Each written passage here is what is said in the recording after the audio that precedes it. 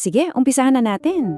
Alam mo, may pag-uusapan tayo ngayon na parang ang dami sa atin nakaka-relate kahit hindi natin napapansin. Ang title natin for today, ang pinili at ang binaliwala. Isipin mo nga to, what if pinili ka para sa isang napakalaking bagay? Isang bagay na alam mong importante, tapos pagkatapos ng lahat na yon, parang bula. Balik sa dati ang lahat, as in walang nagbago. Ang gulo, di ba? So dito tayo mag-uumpisa sa unang part. Ito yung feeling na you were chosen, pero pagkatapos parang na-ignore ka lang. Yung bigat sa dibdib, yung frustration na alam mo sa sarili mo, handa na ako pero parang walang nakakapansin. Alam mo yung feeling na yon? Ginawa mo na lahat. Nag-show up ka, araw-araw. Consistent ka. Baka may nagsabi pa nga sa'yo, konting tiis na lang, malapit na yan. Tapos, biglang, wala. Tahimik. Walang nangyari. Nakakapraning, di ba? At dyan napapasok yung mga tanong sa isip natin. Yung mga tanong na, aminin natin, medyo masakit sagutin. Guni-guni ko lang ba to? Guni-guni ko lang ba na may potential ako o sadyang binaliwala lang talaga ako? Okay, so hawakan mo muna yung feeling na yan kasi iko-connecta natin yan sa isang kwento. Isang napakatandang kwento na baka magbigay sa atin ng, a fresh perspective. Pag-usapan natin ang kwento ni David. So, ito yung paradox, yung malaking kabalintunuan. Sa isang banda, you have the anointing, yung pagpapahid ng langis. Pinahiran siya ni Propeta Samuel.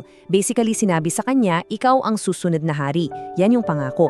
Pero sa kabilang banda, anong nangyari right after? Bumalik siya sa pastulan, nag-alaga ng tupa. Yan yung realidad niya.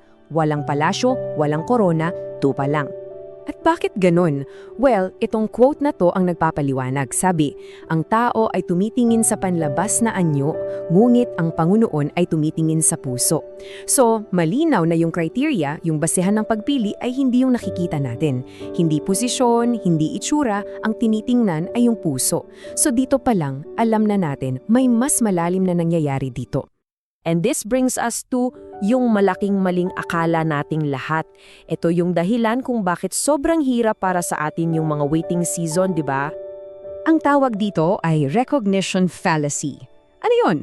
Well, ito yung paniniwala natin na kapag pinili ka o kapag may nakita ng potential mo, dapat automatic, may promotion agad, may recognition agad, may mangyayari agad. Pero yun pala, hindi pala laging ganun ang laro. So ito yung game changer, yung shift in perspective. Yung pagkapili sa kanya, hindi yun para baguhin yung sitwasyon niya agad-agad. Binago nito ang direksyon niya. Gets mo? It wasn't an arrival, it was a starting point. Simula pa lang yun ng isang mahabang journey. At para saan yung journey na yon? Well, simple lang pala. Yung panahon na pakiramdam mo, binaliwala ka, hindi yun parusa. Yun yung paghahanda. Tignan natin kung anong nabuo sa kanya during those hidden years. Una, katapangan. Saan galing? Sa pagproprotekta ng tupa laban sa mga leon at oso. Pangalawa, pagpapakumbaba. Saan galing? Sa paglilingkod sa isang magulong hari bilang tagatugtog lang. At pangatlo, katapatan.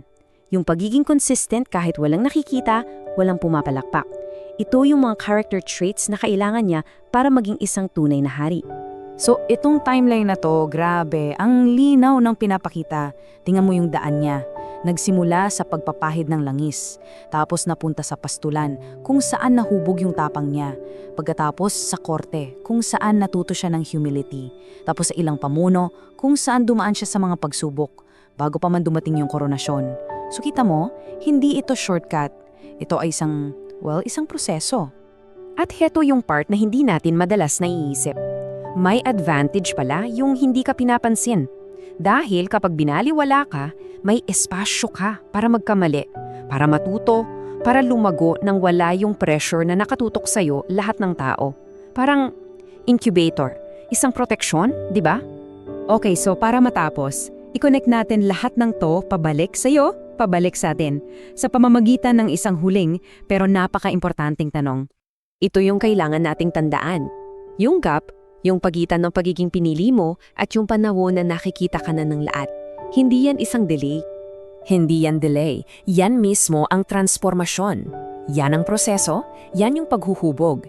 Hindi yan nasasayang na oras. Yan mismo yung pinakamahalagang parte ng lahat. Para mas simple, isipin mo na lang to. Yung katahimikang nararanasan mo, hindi yan rejection. Yan ay preparation. So iiwan ko sa'yo tong tanong na to at gusto kong pag-isipan mo to ng mabuti. Kung lahat ng hinihiling mo, lahat ng pinapangarap mo, ay biglang ibigay sa'yo ngayon din, as in right now, tanong, handa ka na ba talagang i-handle yan lahat? Kasi baka naman itong paglihintay na nararanasan mo ay yung mismong bagay na kailangan mo para maging handa ka.